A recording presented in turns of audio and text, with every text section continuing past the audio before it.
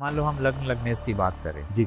तो मान लो लग्न के अंदर हमारा अच्छा ग्रह बैठा हुआ है, कोई क्रूर ग्रह नहीं है। जी। अब जहां जहां उस चार्ट में क्रूर ग्रह बैठे होंगे तो वो उस जगह का सुख नहीं भोग पाएगा। क्या ऐसा होता है? नहीं ऐसा सर, पहले तो हमको देखिए सर, इसमें दो चीज होती है। हाँ। आपने जो क्रूर ग्रह बोला वो आपने नेटल बोला। हाँ। जो बाय डिफॉल्ट होता है मतलब नेचुरल नेटल है ना, नेटल क्रूर ग्रह। भाई क्रूर ग्रह के दो परिभाषा, ग्रहों को तीन तरह से, सौम्य ग्रह हो गया अपने बुध, शुक्र, चंद्रमा और बृहस्पति। हाँ। और पापी ग्रह हो गए राहु, केतु, शनि। आज की तो जंजी है, जबरदस्ती क्या एस्ट्रोलॉजी बेकार है, मैं नहीं मानता। अरे भाई साहब, जो गहरे लोग होते सब मानते, चाहे वो नीता अंबानी जी हो, वो आप दिग्मंत कैंटी का, तो वही मैंने देखा कि यार चाइना में तो वो इतना मानते, लेकिन वो उन्होंने अपनी वैल्यू ही नहीं छोड़ी। हमारे क्या सर, एक बड़े सेगमेंट ने अपनी वैल्यू छोड़ दी। वैल्यू छोड़ दी मतलब ठीक है, आप कस्टमाइज हो, आप वेस्टर्न को ग्रो करो, बट विदाउट लूजिंग योरसेल्फ। आज प्रॉब्लम ये है ना कि हम अपने को भूल के दूसरे को अपना रहे हैं। वो क्या है, अपने को दूसरों को अपनाते बट अपने को इंटैक्ट रखते हैं। जैसे यहाँ भी बहुत सारी ऐसी ऑनलाइन एप्स हैं, आपको क्या लग रहा है कि क्या ये बेनिफिशियल है एस्ट्रोलॉजी के लिए? एक शब्द बोलो सर पहले, फिर डिटेल बोला। ये डिजास्टर, इससे बेस्ट शब्द हो नहीं सकता। नमस्कार दोस्तों, मैं समस्त प्रो भक्ति में आपका स्वागत करता हूं। दोस्तों, आज आपने देखा होगा इंटरनेट पे या मार्केट में बहुत सारी एस्ट्रोलॉजी एप्स हैं। आज हमारा जो जीवन है इसमें एस्ट्रोलॉजी को परसीव करने का, एस्ट्रोलॉजी को इम्प्लीमेंट करने का एक सही तरीका क्या होना चाहिए, एक सही एस्ट्रोलॉजर को आप कैसे चुनेंगे, हमारे आम जीवन में एस्ट्रोलॉजी आज कैसे भूमिका निभाएगी, आज का पॉडकास्ट इस विषय पे होने वाला है। और आज हमारे साथ स्टूडियो में जो गेस्ट हो बेहद खास हैं। मैं स्वागत करना चाहता हूं वैदिक एस्ट्रोलॉजर आलोक पांडे जी से। नमस्कार सर। नमस्कार जी। और प्रभु भक्ति चैनल के सभी परिवारजनों को मेरा नमस्कार। हम बहुत बहुत आभारी हैं कि आप आज आए हमारे साथ पॉडकास्ट करने के लिए। मेरा भी आभार इतना ही है। अब आप चाइना में भी काफी टाइम से रहे। जी। तो यहाँ के पर्सपेक्टिव में और चाइना के पर्सपेक्टिव देखिए, क्या है मतलब एस्ट्रोलॉजी वहां भी होती है? आई थिंक उसको क्या वेस्टर्न एस्ट्रोलॉजी बोलते हैं? ना सर, चाइनीज अरे उनके एस्ट्रोलॉजी देखे सर। मैं चाइना रहा करीब 17 साल, बीच में 2-3 साल के लिए बांग्लादेश चला गया वहां से, बट मेजरली 2004 से 2021 तक चाइना में रहा। तो मैं मल्टीनेशनल कंपनी में काम करता था। कम से कम हम लोग 100-150 मिल से काम करते थे, फैब्रिक मिल से काम करते थे, कपड़ा फैब्रिक सोर्सिंग में था। तो सबके मालिकों से मिलना जुलना बैठता होता था। आप मानोगे नहीं, मैंने एक बड़े हिस्ट्री बनाई कि अगर मैं 100 मालिकों से मिलाऊंगा, फिर लेट्स से फॉर एग्जाम्पल एक साल में, तो मेरे को 70 मालिकों ने जरूर मेरा ईयर ऑफ बर्थ पूछा। तुम्हारा ईयर ऑफ बर्थ क्या? मैं बताइए जी। अच्छा, तो वो उस साल तो वो वाला ईयर था, मुर्गे का ईयर था, rooster year, ox year, fog, cow year, पता नहीं उनके जानवरों के नाम पे ईयर्स होते हैं। और ये वर्तमान ईयर क्या है भाई साहब, उसने मेरी प्रेडिक्शन बता दी। अच्छा, ईयर। सो वो मालिक है सर, उसके पास BMW मर्सिडीज दोनों है। हाँ। वो कभी इससे आता, कभी उससे आता, कभी पोर्से भी उसने खरीद ली, सब कुछ के बाद है। लेकिन वो उसके हम जाऊं कुछ कान में लाल लाल वो टंगे हुए डॉकेट्स क्या होते हैं वहां के, जैसे हमने विंचिन टाइप का हम लोग करते। और वहां उसके ऑफिस में भी सब स्क्रिप्चर्स लगे हुए, बिल्कुल full of high energy, red colour के वो सारे। वो मेरे से मेरा ईयर रबर्ट पूछेगा, फिर वो मेरे को प्रेडिक्शन बताएगा। मैं सोचो यार, ये एस्ट्रोलॉजी बता रहे थे, एक अलग बात है, लेकिन बता कौन रहा है? फिर मेरे को JP मॉर्गन वाली बात याद आई।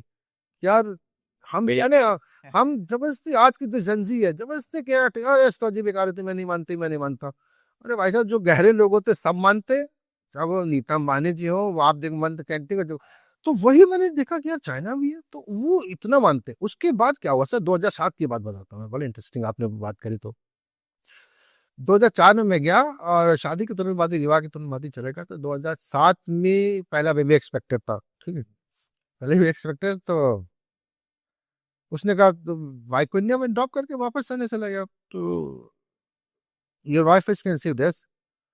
तो यू वांट टू नो कि भाई बेबी बॉय भी कर रहे हो? नहीं, in India it is ban. और I know it is ban, but अब I can tell you just do something and let me know. समझ? उसने कुछ कुछ कुछ उपाय बताए कि वो लो, टू लो इंडिया जाना। तो मैं कोइंसिडेंटली में इंडिया जा रहा था 10-15 दिन बाद। तो उसने मेरे कुछ कुछ चीन पता नहीं क्या कुछ इंस्ट्रूमेंट्स थे, कोई लीवर टाइप के पेंडुलम ऑक्सीलेटिंग टाइप के लीवर थे, ऑक्सीलेटिंग टाइप के पेंडुलम कुछ थे। तो उसने मेरे को दिए, मैं लेके आया। अब मैंने वाइफ के रूम के सामने उनको वो किया और बताया उसको कि भाई वो किस डायरेक्शन में रेस्ट किया है, कितना एंगल में रेस्ट किया, वैसा मेजर कर लिया प्रोटेक्टर चांदे वाले से। उसने बता दी कि आप यार बेबी बॉय, मैं तुम्हें करोड़ रुपए की शर्त लगा के रुका हूँ। और बात वैसे से निकली उसमें। तो वो लोग बहुत मानते सर। और उनका जो इंस्ट्रूमेंट या जो तरीका है वो थोड़ा सा डिफरेंट उनका है। तरीका, हाँ, उनके उनके उन्होंने क्या ना, जैसे हमारे नहीं सर होता है कि हर 2-2 घंटे में लग्न बदलती है। हाँ। तो उन्होंने क्या किया, हर 12-12 महीने में उनका वो बदलता है, ईयर ईयर ऑफ एनिमल, जैसे ऑक्स का है, रूस्टर का है, पिग का है, ऐसे करके उन्होंने ईयर बनाए हुए हैं। तो वो जो जैसे हमारे 12 राशि ना, तो उनके 12 ऐसे एनिमल्स के बनाते हैं। तो उसमें वो सारा उस हिसाब से प्रेडिक्शन बताते हैं कि भाई ये है तो इसकी ये। अच्छा, हमारी तो सर अगर हम सिर्फ राशि बताए ना, हम तो पूरी कुंडली देखने के बाद बताते हैं कि भाई इस ईयर में बेस्ड ऑन दशा की दशा अंतर दशा आने पे आपके साथ ये होगा। बट वो लोग तो उस समय ही एक बता देते, पता नहीं इनका अजीब सा मैजिक कुछ होता है। मतलब वो आपके गुणधन के साथ साथ आपकी घटनाएं बता देते हैं। भाई कुंडली से हम क्या जानते हैं, दो चीज जानते हैं, अपने गुणधन, अपने साथ घटने वाली घटनाएं, उस भाव से जो हमारे संबंधी जुड़ा उसके गुणधन और उसके साथ होने वाली घटनाएं ना। फॉर एग्जाम्पल 5वें भाव से माँ जुड़ी है, तब सॉरी चौथे भाव से माँ जुड़ी, तो भाई चौथे भाव में माँ का नेचर कैसा होगा, गुणधर्म भी हो जाएंगे, और माँ के अगर कुछ गलत कभी हो रहा होगा तो एक डायरेक्शन मिल जाएगी, एक वार्निंग मिल जाएगी। तो वो लोग क्या है, वो उस रोस्टर ईयर से कुछ को कैलकुलेशन करते हैं, वही घटना ही बता देते हैं, ना सिर्फ गुणधर्म। मैं सोचता सिर्फ गुणधर्म बताएंगे, तो घटना ही बता देते हैं। बाकी एस्ट्रोलॉजी मार्केट कैसा है वहां से? मानते सर सारे हैं। देखिए सर, चाइना और इंडिया में अभी ठीक है, अभी इवॉल्व हुआ है हम लोग। लेकिन मैं एक जो कोर फर्क मैं बताऊं सर आपको, कोर फर्क ये है कि चाइना ग्रो किया। मैं आपको ऐसे बताऊंगा, जैसे परदेश फिल्म का एक डायलॉग बड़ा अच्छा होता था, वो शाहरुख खान अपना वो दोस्त भेजता है देखने के लिए कि भाई देख क्या कैसा क्या है। तो आता देता महिमा चौधरी गोबर ओबर क्या कुछ पाट रही हो, कंडे गाय को सानी वानी लगा रही, ठीक है।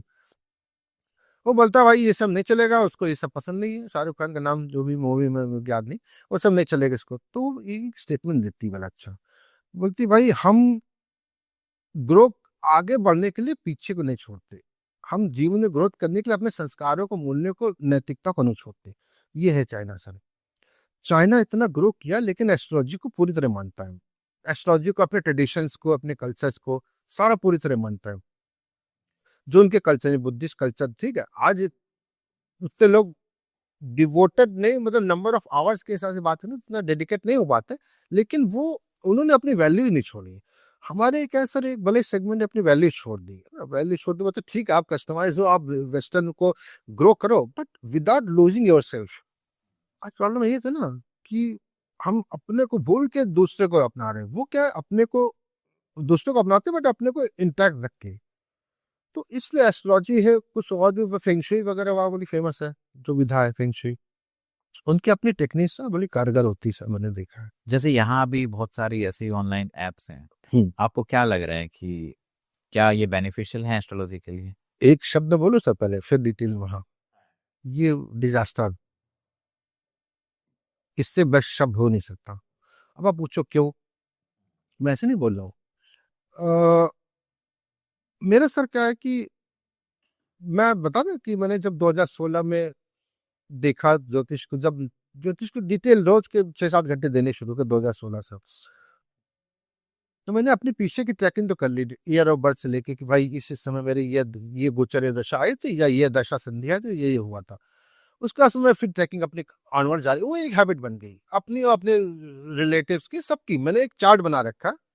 आज 26 लोग हैं जो क्लोज रिलेटिव्स हैं, ससुराल साइड से और मेरे अपने साइड से, तो उनका बना रखा है गोचर, उनके उनके कुंडली के देख ले कि ट्रिगर्स क्या क्या है, अच्छे टाइम के पोटेंशियल, अच्छे टाइम को मैक्सिमाइज करना और बुरे टाइम को मिनिमाइज करना। फिर आज गोचर किसका कहे, गोचर और दशा के हिसाब से इनको अलर्ट देता रहता हूँ। तो ऐसे मैंने अपने अपने आप के लिए भी एक अलर्ट बनाया था 2000 लास्ट ईयर में, 2000 नवंबर में, लास्ट ईयर 2024 नवंबर में मुझे मालूम चल गया था कि अगले साल, अभी वैश की दशा तो मेरी चल रही है, वो ठीक है, भाग्येश भी है, लेकिन इसमें अगले साल प्रबल मार्केश की अंतर्दशा आ रही है। तो जैसे बोलते हैं ना ज्योतिष में, महादशानाथ अपने हिसाब से सब कुछ नहीं करता, अंतर्दशानाथ के हिसाब से करता है। अगर अंतर्दशानाथ एक सिग्नल देगा तो महादशानाथ का जो दूसरा रोल है, अगर ये बुरा सिग्नल तो वो बुरे सिग्नल से कॉमन वो कोलिनियर हो जाएगा, अलाइन कर जाएगा। मतलब कि वो कॉमनिटी, हमको कॉमन फीचर दूसरों में देखना है। तो ये मैंने लास्ट ईयर कुछ 12-13 महीने पहले देख लिया था कि भाई अगले साल मेरी जनवरी में प्रबल मार्केट की महादशा आ रही है, ये मेरे को मारेगी, अच्छे से मेरे एग्जाम लेगी। क्लियर मालूम था उसकी दृष्टियां कहाँ कहाँ पे है, जो अंतर्दर्शनाथ है वो मालूम थी मेरे को। ये मैंने देखा षटबल में अंतर्दर्शनाथ महादर्शनाथ से कहीं ज्यादा अच्छा है। मेरे महादर्शनाथ का षटबल 1.5 है, और अंतर्दर्शनाथ का, सॉरी, महादशनाथ का षटबल 1.1 है। और ये मैंने समझ गया कि सरकार अंतर्दशनाथ की बनने वाली जो प्रबल मार्केश है, और उसकी दृष्टि कर्म भाव पे, कंपटीशन भाव है, वो शत्रु भाव, मुझे मालूम था ये एक्टिव, जबरदस्त तरीके से एक्टिवेट होने वाले हैं। वही हुआ अभी इस साल। मैं जिस स्टैब्लिश कंपनी में काम करता हूँ, मैनेजमेंट चेंज हुआ तो कुछ रीजन से मेरे को फिर छोड़ना पड़ा। मतलब वेवलेंथ मैच कर रही थी। अभी हम देखते हैं एस्ट्रोलॉजी को, देखते हैं एक नॉर्मल व्यक्ति को एस्ट्रोलॉजी अपने जीवन में कैसे परसीव करनी चाहिए। सर एस्ट्रोलॉजी में क्या है ना कि आप आज जैसे स्टार्ट करते हैं आज के मॉडर्न टाइम से, तो हम लोग बात करते हैं कि हमारे अपने गोल्स बनाते हैं, राइट। गोल्स हैं, प्लान्स हैं, इस टाइम में हमें ये गोल अचीव करना है। तो क्या सब कुछ हमारे अपने हाथ में होता है? मैंने जब आईएम किया था तो आईएम में हमें सबसे पहला सबक यही बताया जाता है कि भाई there is a tool called PESTLE analysis, PESTLE tool, PESTLE analysis. PESTLE stand for कि P for political, E for economical, S for social, T for technical, N for legal, E for environmental. ये 6 factors, political, economical, social, technical, legal, environmental, ये 6 factors वो factors होते हैं जो हमारे reach के बाहर होते हैं, और वो हमारे रिजल्ट को अफेक्ट करते हैं, प्रोवाइडेड कि हम कितना भी अच्छा कर्म कर लें, कितना भी डायरेक्शन कर्म कर लें। मतलब ये 6 चीजें ऐसी होती हैं जो क्वांटिफाई करती है कि चीजें हमारे रीच के कई बार बाहर होती हैं। तो उस चीज को, पैसले फैक्टर को, इसका मतलब इस्टेब्लिश हो गया कि सब चीजें, ऐसा नहीं कि मेरे चाहने से सब कुछ हो जाएगा। तो उस फैक्टर में एस्ट्रोलॉजी बड़ा पार्ट प्ले करती है, क्योंकि एस्ट्रोलॉजी क्या है, एस्ट्रोलॉजी भी वही चीज है कि जो फैक्टर्स हमारे कंट्रोल में नहीं है, हमारी डायरेक्शन डिसाइड करने में हमें हेल्प करेंगे। ऐसा नहीं कि हमारी डायरेक्शन सिर्फ हमारे अपने एफर्ट पे होगी। ये 6 फैक्टर्स है। उसी तरह हमारे जो एस्ट्रोलॉजी में पुराने जन्म के आधार पे हमें एक बर्थ चार्ट मिला, राइट। पास्ट लाइफ, मतलब ऐसा ऐसा बोला जाता है कि जो हमारा बर्थ चार्ट है वो हमारे पुराना जो पास्ट लाइफ है उसका रिपोर्ट कार्ड है। रिपोर्ट कार्ड है उसका, उसकी एक बैलेंस शीट है। लेट्स से कि 31 मार्च की रात में मेरी मृत्यु होती है, और 1 अप्रैल को मैं सुबह जन्म ले लेता हूँ। हाँ, तो वो क्या हुआ, मेरी बैलेंस शीट हो गई। अब उस बैलेंस शीट में कई एरियाज हैं, जैसे फॉर एग्जांपल कंपनी में कई डिपार्टमेंट्स हैं, तो लेट्स से 12 भावों को 12 डिपार्टमेंट्स मान ले, उनके अंदर सब डिपार्टमेंट्स में अलग अलग। तो अब उन डिपार्टमेंट्स में कहाँ पर मैं लैग बिहाइंड कर रहा हूँ, कहाँ पर मैं आगे जा रहा हूँ, तो ग्रोथ जो है मेरे को कहाँ पे सस्टेन रखनी है, और जहां मैं लैग बिहाइंड कर रहा हूँ उससे मेरे को कहाँ पे आगे आना है, वो सब मुझे मालूम करना पड़ेगा। और सर, अगर कोई बोले हमारी आपकी बात को काउंटर करेंगे, भाई एस्ट्रोलॉजी तो अनसाइंटिफिक है, एस्ट्रोलॉजी को अभी कहीं किसी यूनिवर्सिटी के करिकुलम वगैरह में नहीं इंक्लूड किया जाता है, तो मैं इसको बिल्कुल शुरू से लेके आदिकाल से लेके मानव काल तक की एक एक जर्नी मैं डिफाइन करना चाहूंगा। हाँ, सबसे पहले आते हैं हमारे ऋषि मुनि, जिन्होंने एक वैदिक एस्ट्रोलॉजी बनाई। अब ऋषि मुनि हमारे खराब तो थे नहीं, सत्य काल में भगवान से कनेक्शन का माध्यम मेडिटेशन ही माना जाता था। वो सारे मेडिटेट करके उन्होंने वो अंतरिक्ष की परिकल्पना कर ली जो आज एस्ट्रोनॉमी कर पाई है, using various different tools and techniques, right. उसके बाद आती है भगवत गीता। सतयुग से हम त्रेता उसमें आ गए, द्वापर में आ गए, त्रेता को क्रॉस करके। द्वापर में भगवान श्री कृष्ण ने बोला है, गीता का फेमस श्लोक हम सभी जानते हैं, कर्म कर फल की चिंता मत कर। तो इसके 2 मायने हैं। कर्म कर फल की चिंता मत कर का पहला मायना है कि भाई आप फल की चिंता करोगे तो आप कर्म पे फोकस नहीं कर पाओगे। तो एक तो फोकस के लिए बोला उन्होंने, राइट। दूसरा ये है कि अगर मैं कर्म की चिंता ना करूं, क्यों ना करूं, तो भगवान ने बोला क्योंकि वो तुम्हारे हाथ में है ही नहीं। तो फिर प्रश्न आता है किसके हाथ में ये है? कहीं ना कहीं तुम्हें क्वांटिफाई करना पड़ेगा। इसका मतलब ये है, किसी किसी ऐसी सुपर नेचुरल चीज, पावरफुल चीजों के हाथ में जो हमारे कंट्रोल में नहीं है, राइट। क्योंकि हमने कर्म तो कर दिया, फल की चिंता नहीं करी क्योंकि हमारे हाथ में नहीं है। अब हम द्वापर से आते हैं मॉडर्न युग में। मैं कोट करना चाहूंगा, 1904 में, 1904 या 5 में दुनिया का सबसे पहला बैंक किसने बनाया? सबसे शक्तिशाली राष्ट्र अमेरिका में सबसे पहला बैंक बनाया मिस्टर जेपी मॉर्गन ने। जेपी मॉर्गन ठीक बैंक बनाया। जेपी मॉर्गन के बारे में बड़ा फेमस कोट है, हम जाके वो उसको गूगल कर सकते हैं जाके, कि भाई millionaires do not use astrology but billionaires do. मतलब कि लखपति करोड़पतियों का एस्ट्रोलॉजर नहीं होते, लेकिन अरबपति करोड़पतियों का एस्ट्रोलॉजर होते हैं। अब इसमें कुछ डेफिनेटली कुछ ना कुछ लोग बोला कि नहीं, डिबेटेबल भी है कि बोला नहीं बोला, ऐसे दो तरह के व्यूज हैं गूगल पे। बट इसमें और डीप डाउन अगर हम स्टडी करेंगे तो उनकी एक एस्ट्रोलॉजर होती थी इवेंजेलिन एडम्स। जेपी मॉर्गन के जेपी मॉर्गन कोई भी काम इवेंजेलिन एडम्स से पूछे बगैर नहीं करते थे, और ये प्रॉपर डॉक्यूमेंटेड केस स्टडीज है। आप कहीं भी जाके रिसर्च कर सकते हैं, कोई भी कहीं जाकर रिसर्च कर सकता है कि इवेंजेलिन एडम्स पे 1915 में 3 केसेस चले कि उन्होंने 3 प्रोडिक्शंस की थी। तो उन्होंने जिन्होंने केस की प्रोडिक्शंस अभी ऐसा नहीं फलित नहीं हुई थी, वो टाइम नहीं आया था, बट लोगों ने गेस कर दी कि जी आप गुमराह कर रहे हैं लोगों को। उससे बाकायदे लीगल केस चले, और वो लीगल केस में बाद वो तीनों केस जीत के बाहर आई, और प्रोडिक्शंस की सही वो अलग टॉपिक है। प्रोडिक्शन भी सही हो गया, तीनों केसेस लीगल केसेस में जीत के बाहर आई। ठीक है, ये हो गया हमारा मॉडर्न काल की स्टैब्लिश। और मैं बात भारतवर्ष की नहीं कर रहा हूँ, मैं बात कर रहा हूँ दुनिया के सबसे शक्तिशाली राष्ट्र अमेरिका की। तो जिन्होंने वर्ल्ड आज मॉर्गन स्टैनली वगैरह, उन्हीं की सारी एसोसिएशन कंपनीज है, जिनमें कि आप जानते हैं मॉर्गन स्टैनली वगैरह कितने हाई स्टैंडर्ड्स होते हैं इनके बंदों को रिक्रूट करने वगैरह के। तो जेपी मॉर्गन मतलब गलत तो बोलेगा नहीं। उसके बाद हम आते हैं सर, और थोड़ा हम आगे बढ़ते हैं तो हम देखते हैं कि भाई टेस्ला, ठीक है, निकोल टेस्ला।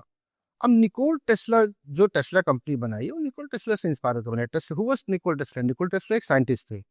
निकोल टेस्ला एक साइंटिस्ट थे, उन्होंने बड़े अच्छी बात कही थी कि if you want to know the secret of the universe, if we want to know the secret of the universe, we have to think in terms of energy, frequency and vibes. अगर हमें ब्रह्मांड के सत्य जानने हैं तो हमें energy, frequency और वाइब्रेशंस के टर्म्स में जानना होगा। अब उन्होंने तो ये बोल दिया, लेकिन हम अगर डीप डाउन द लाइन इसको सिग्निफाई, क्वांटिफाई, कहीं ना कहीं इसको एक डायरेक्शन देना चाहिए। इसका मतलब क्या है? इसका मतलब है कोई तो कॉस्मिक पावर है, एनर्जी, फ्रीक्वेंसी एंड वाइब्स उसी से कंट्रोल होते हैं। और हमारी एस्ट्रोलॉजी क्या बोलती है सर? वो भी तो ये बोलती है कि ग्रहों की एनर्जी है, फ्रीक्वेंसी, वाइब्स। अब कैसे एस्ट्रोलॉजी क्या है sir? Space, energy and time.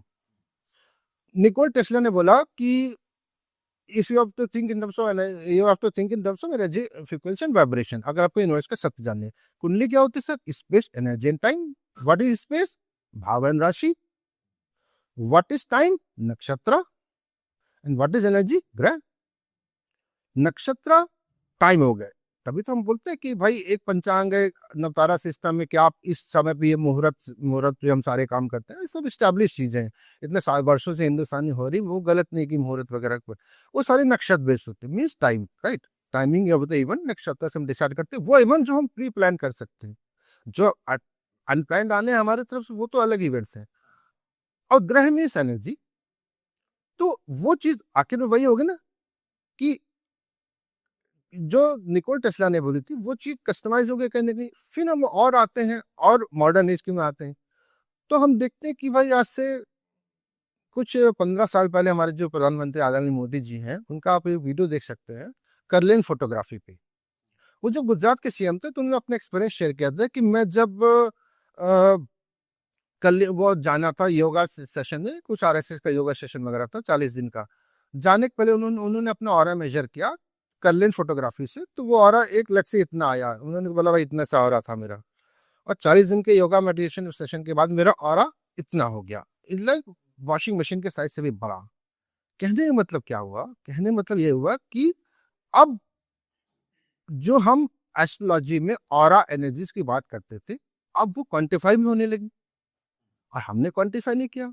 अभी जेपी मॉर्गन अमेरिका की बात बताई थी मैंने, अब मैं करलियन रशिया भी चला गया। तो करलियन जो रशिया की टेक्नोलॉजी है, आज मेरे पास भी उसका सॉफ्टवेयर है, वो सब्सक्रिप्शन उसकी एक कॉस्ट होती है, सब्सक्रिप्शन की मंथली कॉस्ट होती है, एक फिक्स कॉस्ट होती है। वो सारी prediction based on quantitative data कर देता है। वो एस्ट्रोलॉजिकल प्रेडिक्शन है वो एस्ट्रोलॉजिकल कि प्रेडिक्शन। आप अपना चार्ट हाँ, डालोगे। आप नहीं, आप अपना चार्ट नहीं डालेंगे उसमें सर, सिंपल आपको एक इलेक्ट्रोमैग्नेटिक करंट, बहुत वीक इलेक्ट्रोमैग्नेटिक करंट पास करती है, एक नॉब होता है, उस पर आपको 2 सेकंड 3 सेकंड के लिए आपको अपनी उंगली लगानी पड़ेगी, वो सारी रीडिंग्स बता देगी। वो रीडिंग्स जो बताएगी, वो वही रीडिंग्स बताएगी जो हमारी एस्ट्रोलॉजी से रिलेट करती है। रीडिंग मतलब वो एस्ट्रोलॉजिकल रीडिंग होगी या फिर ऑरा से? वो ऑरा के रीडिंग्स होंगी, उनमें कुछ क्वांटिटेटिव डेटा भी होगा। और ऑरा, देखिए सर, हमने जब एस्ट्रोलॉजी की हमने समझ लिया कि एनर्जीज है भाई, 9 ग्रह हैं, 9 ग्रह तो हमारे अच्छे नहीं होंगे किसी बंदे की कुंडली में, कोई ग्रह चैलेंजेस दे रहे होंगे, कोई ग्रह कंफर्ट दे रहे होंगे। दो ही सी चलते, C C, C for challenge, C for comfort. अगर मेरे से लोग पूछते हैं भाई ज्योतिष क्या है, मैं बोलते सी सी, 2 सी है। आपको ये देखने की किस, कौन से कॉम्बिनेशन आपको सी फॉर कंफर्ट दे रहे हैं और कौन से combination of C for challenge दे रहे हैं।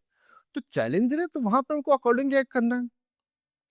तो अब ये आया कि जब हम चैलेंजेस की बात करते हैं तो हम कुंडली के हिसाब से हमें रत्न प्रिस्क्राइब किए जाते हैं। रत्न हमें जो बताया जाता है वो हमें बताता है कि रत्न आप पहनोगे तो जी, जो आपका वीक है, 7 चक्रास हैं आपकी बॉडी में। 7 चक्र। जो चक्रास है, उस चक्रास से जब आपका वो पर्टिकुलर ग्रह की जो एनर्जी है, उस जो आपकी स्किन टच करेगा वो, तो उससे प्रोपोगेट होते हुए, रिफ्लेक्शन डिफ्रैक्शन होते हुए आपकी बॉडी में पहुंचेगा, वो चक्रास एक्टिवेट हो जाएंगे।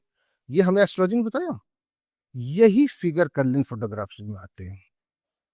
आपके चक्रास के कलर कि भाई पहले ग्रे था, now it's more bluer, now it's oranger, redder, deep orangish.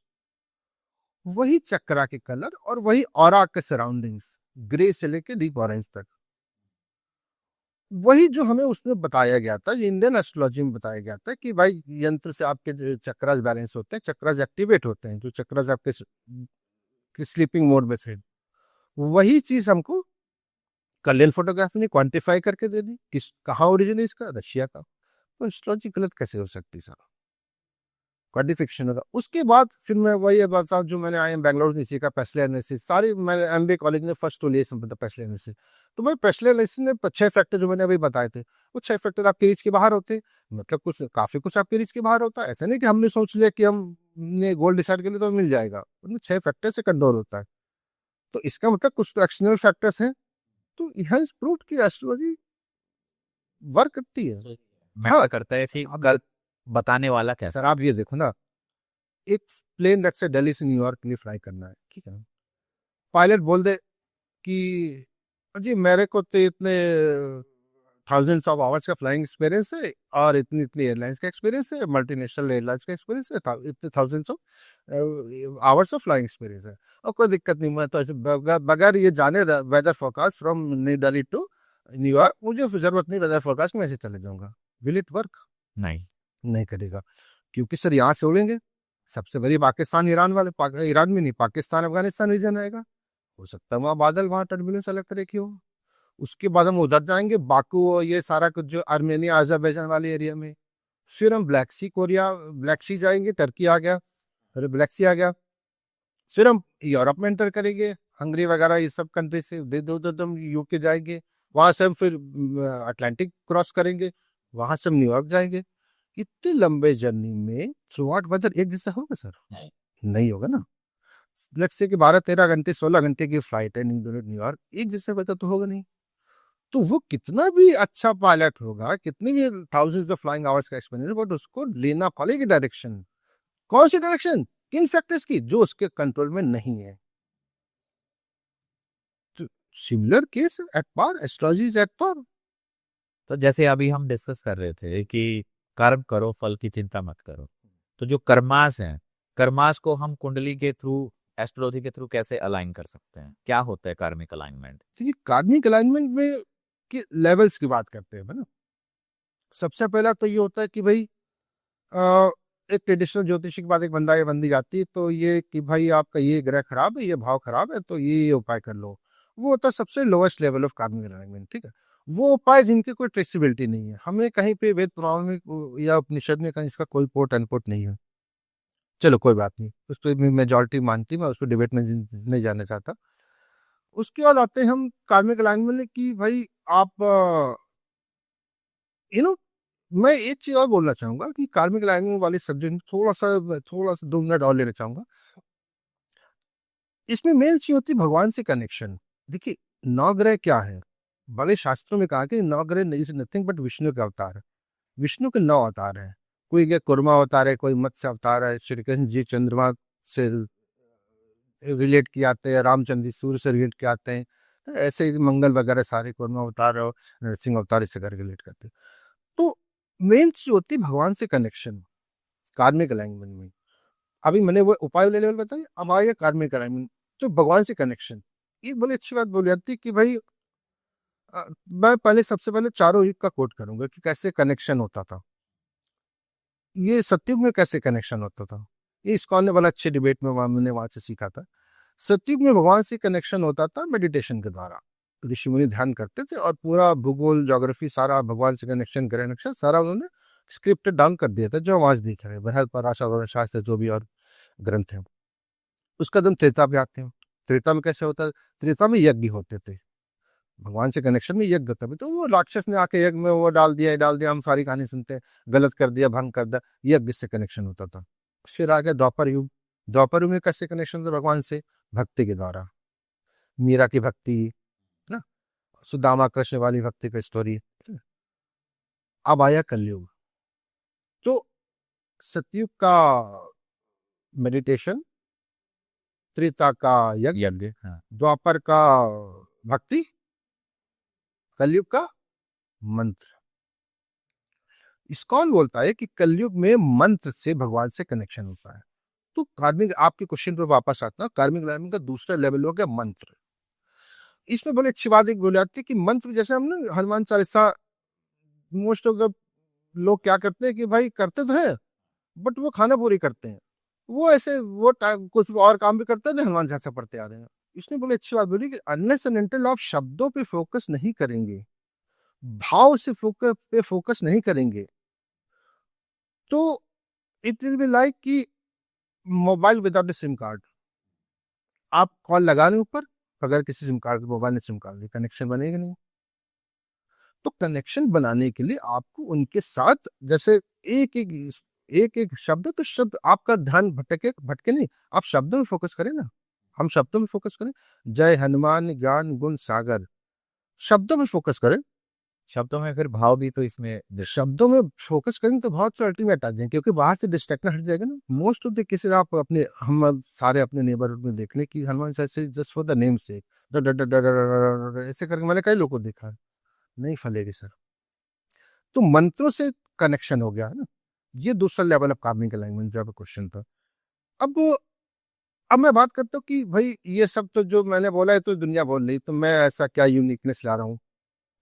अच्छा, मेरे पास क्या है, मेरे को भगवान का बड़ा आशीर्वाद, बड़े यूनिक टाइप के आशीर्वाद मिले मेरे को। सर पहले तो भगवान ने मेरे को बहुत बड़ा आशीर्वाद दिया कि मेरे को भारत के सबसे टॉप प्रतिष्ठित संस्थानों से पढ़ने का या उनसे जुड़ने का मौका मिला। आपने आईआईटी और मैंने IIM बैंगलोर से macro masters in business management किया, और मैंने 3 IIT से अलग में सर्टिफिकेशन कोर्सेज की। IIT बॉम्बे से सस्टेनेबल बिजनेस, IIT दिल्ली से क्लॉथिंग कंफर्ट, और IIT कानपुर से बिजनेस नेगोशिएशन। तो एक तो ये मेरे को मिला आशीर्वाद। दूसरा, उसी के साथ साथ आशीर्वाद मिला कि मैं मल्टीनेशनल्स में काम किया। पिछले 29 साल से मैं क्रॉस कल्चर एवन में चाइनीज टीम के साथ चाइना में रहा। मैं करीब 15 साल चाइना में रहा, कुछ साल मैं बांग्लादेश में रहा। तो वहाँ की मुस्लिम कम्युनिटी जो लोकल है उनसे, उनके साथ काम करने का मौका मिला, क्रॉस कल्चर सीखने का, एक्सचेंज का। यही चाइना में रहा, एक्सचेंज का मौका मिला ये। और साथ साथ पिछले जिन, ये सब तो ज्योतिष तो बचपन से जानता था, माँ पिताजी अपने लिए आते थे कहीं ना कहीं, बट थोड़ा जो अंडरस्टैंडिंग है वो पिछले 10-12 साल से मेरे डेवलप हुई। 2016 की बात है, जब बिगनिंग के मेरे साथ कुछ ऐसा हुआ कि मतलब धोखा हो गया, मतलब मेरे सब कुछ अच्छा करने के बाद में भी। तो आई गॉट पजल कि भाई ये क्या हुआ, क्यों हुआ, ये क्यों हुआ। सब तो, सवाल आता है। तो फिर घर वाले भाई पंडित जी के पास ले गए। तो पंडित जी ने कहा वो ऐसा ना कि वो ये था दशा संधि में, तो ये होना ही था। तो वो वर्ड मेरे दिमाग में स्टक है, दशा संधि। अच्छा, टेस्ट बेट सब एस्ट्रोलॉजी में जानता था उस समय, ग्रहों के कारकत्व वगैरह वो सब जानता था, 2016 बिगनिंग की बात बता रहा हूँ।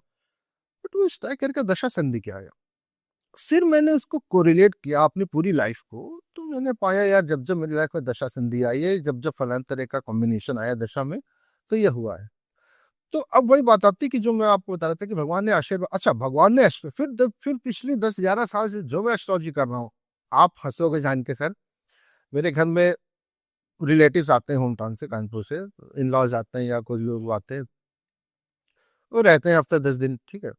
वो मेरे को देखते हैं ऑफिस जाते हैं, ऑफिस आते हुए, वो मेरे को देखते हैं सोते हुए। उसके अलावा तीसरा जो टाइम होता है ना, वो मेरे को सिर्फ एस्ट्रोलॉजी पढ़ते देखते हैं। मैं अपने अपने रिलेटिव्स की बात बता रहा हूँ, 4-5 दिन तो वो चुपचाप रहे देखते हुए। उस छठे दिन उन्होंने भाई से पूछ लिया कि भाई ये और कोई काम करता है कि नहीं करता है, ये सारा टाइम एस्ट्रोलॉजी पे रिसर्च क्या करते हैं, क्या मतलब कुछ ना और नहीं करता। तो मोबाइल में बंदे सारी कुछ और नहीं करते, सिर्फ यही करते हैं। हाँ। कभी कभार बात कर ले भाई, तो एक अजीब सा इंटेंस डेवलपमेंट होगा। तो कहने मतलब ये जो कॉम्बिनेशन है सर, आज का एस्ट्रो जो भगवान ने मेरे को दिया, जो काम है कराया, मैं तीसरे लेवल की बात आपके क्वेश्चन पे भटक न जाए, इसलिए मैं बार बार रिलेट कर रहा हूँ कि भाई आज जो एस्ट्रोलॉजर है उसके पास ये आईटी आईएम के जो मेरे नॉलेज जाते हैं एक्सपोजर्स नहीं है, या मल्टीनेशनल कंट्री में टॉप पोजीशन में जैसे मेरा ग्लोबल डायरेक्टर कंट्री हेड वगैरह रहा, ये एक्सपोजर्स नहीं है जो ट्रेडिशनल एस्ट्रोलॉजर है। और दूसरी तरफ ये जो कॉर्पोरेट का बंदा है जो राइज किया है, जो बड़े इंस्टीट्यूशन से पढ़ा है, उसके पास एस्ट्रोलॉजी के एक्सपोजर नहीं, रादर वो एस्ट्रोलॉजी बिलीव ही नहीं करता एक हद तक। मेरे को भगवान ने ये आशीर्वाद दिया कि भाई तुमको मैं तीनों चीजें दे रहा हूँ, ये तीनों चीजें, तो ये आशीर्वाद अगर दिया तो मैं सोचता हूँ भगवान ने किसी न किसी कारण से दिया होगा। इस कारण से दिया कि भाई मैं किसी को शेयर करूँ अपने एक्सपीरियंसेस, हाँ। एक्सपीरियंसेस शेयर करूँ, एक्सपीरियंस शेयर करने के साथ साथ मैं कुछ मतलब कुछ फुटप्रिंट छोड़ के जाऊँ। वरना तो कमा खा तो दुनिया रही है, मर के एक दिन मैं भी चला जाऊंगा, फर्क कुछ नहीं वाला है। कुछ सिर्फ फुटप्रिंट देखा कि हाँ वे बंदे ने कुछ यूनिक दिया। तो तीसरे लेवल कार्मिक अलाइनमेंट वाले क्वेश्चन वापस आते हैं कि वही सर तीसरे का कि कार्मिक अलाइनमेंट का तीसरा लेवल जो मैंने आपको सेकंड लेवल बताया, फर्स्ट से सेकंड, तीसरे लेवल मैं जो देखता हूँ सर उसमें क्या है कि कई सारे टूल्स की हम बात करते हैं, भले इजी से टूल्स है वो। और ये टूल्स में से अधिकतर टूल भगवत गीता से भी डराइव हुए, इंस्पायर हुए। तो उन टूल्स को एज ए कार्मिक अलाइनमेंट यूज करता हूँ। फॉर एग्जाम्पल मुझे मालूम है कि एक, जैसे मान लीजिए मेरी कुंडली शनि की कुंडली, ठीक है, मकर राशि या कुंभ राशि की कुंडली है मेरी, और मेरे लग्न में मकर या कुंभ राशि कुंडली, मेरे लग्न में मंगल और शनि दोनों बैठे हुए हैं, ठीक है, मंगल शनि दोनों बैठे हुए हैं। अब मेरी प्रॉब्लम क्या है, मेरी प्रॉब्लम यह है कि मैं ऑफिस में मेरी पटती नहीं है, मतलब मैं दुखी रहता हूँ, बॉस मेरे को अ, जब तक मतलब डांट देता है अलग रीजन से, और मैं दुखी रहता हूँ, मैं उसको जवाब नहीं दे पाता हूँ। तो फिर क्या हुआ कि अच्छा मैं एक चेंज करना चाहूंगा, मेरी वो कुंडली मकर कुंभ की नहीं है, मेरी कुंडली है वृश्चिक या मेष की, मेष की।